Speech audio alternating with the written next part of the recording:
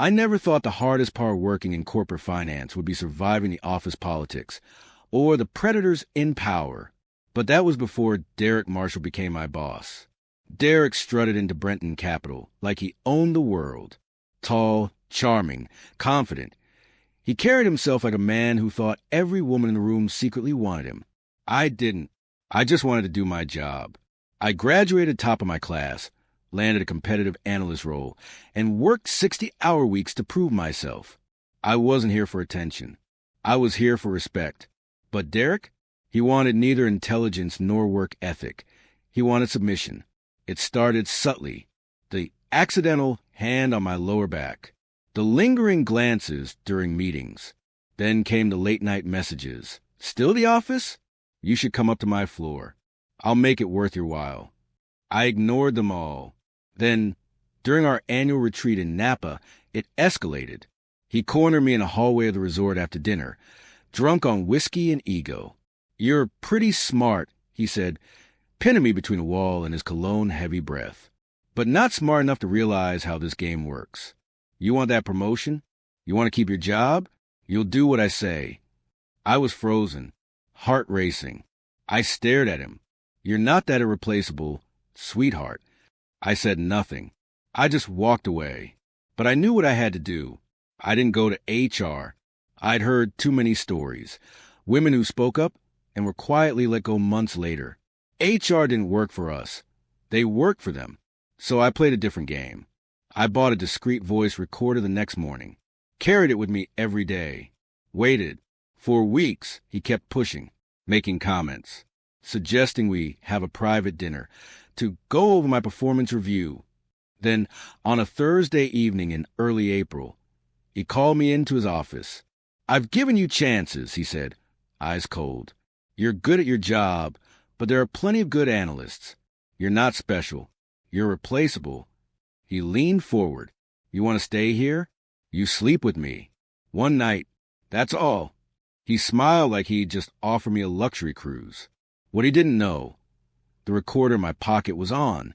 That night, I transferred the audio to my laptop. I listened to it over and over, his voice, clear as crystal, coercing me. I didn't post it right away. I consulted a lawyer. She told me two things. It was legal.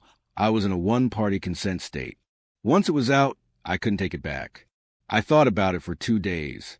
And then on a quiet Sunday night, I posted the recording on TikTok and X, formerly Twitter, with a caption. My boss said I'd lose my job if I didn't sleep with him. Here's what happens when you mess with the wrong analyst.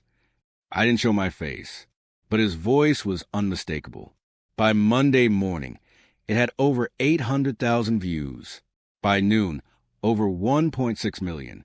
And by 3 p.m., Brenton Capital issued a statement. We take allegations of misconduct seriously and are launching an internal investigation. By Tuesday, Derek's LinkedIn profile had quietly disappeared. By Wednesday, he was gone. Fired. No NDA. No golden parachute. Just shame and silence. What happened to me? I didn't get fired. In fact, 2 days after he was terminated, I got an offer from a competitor firm. They liked how I handled myself. They called me resilient. I took the job. Higher pay, better culture, a boss who respects boundaries. We're recording now. I didn't do it for revenge. I did it for the women who came before me, and the ones who'll come after. I'm not the first woman a man like Derek tried to break. But I made damn sure I was the last woman he ever tried to break.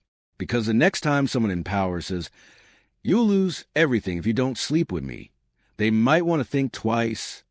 We're recording now. 6 months later, I received a message, anonymous, from a woman who had worked under Derek at his last company. She said, I tried to speak out once. No one believed me. But thanks to you, they finally did. I stared at that message for a long time. Sometimes justice doesn't roar, it whispers. Sometimes it doesn't show up in court. It shows up online in truth and courage, in one voice that refuses to be silenced. So if you're reading this and you've been made to feel small, powerless, afraid, record, speak, expose. You don't need to be anyone's victim. You can be the one who ends it. I didn't do it for revenge.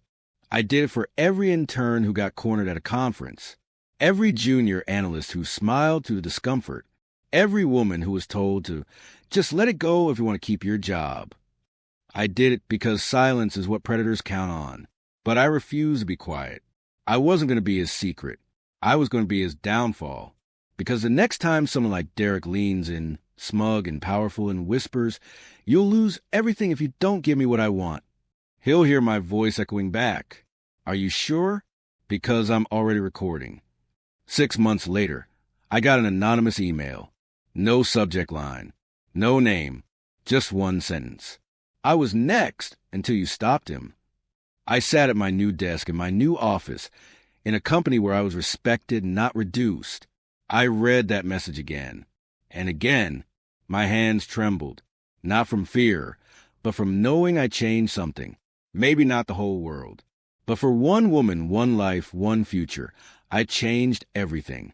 And maybe that's how real justice begins. Not in boardrooms, not in courtrooms, but in the bravery of one voice that refuses to be silenced. So to every woman who's been threatened, cornered, disrespected, or ignored, record, speak, expose, rise. You're not just surviving the system anymore. You're rewriting it.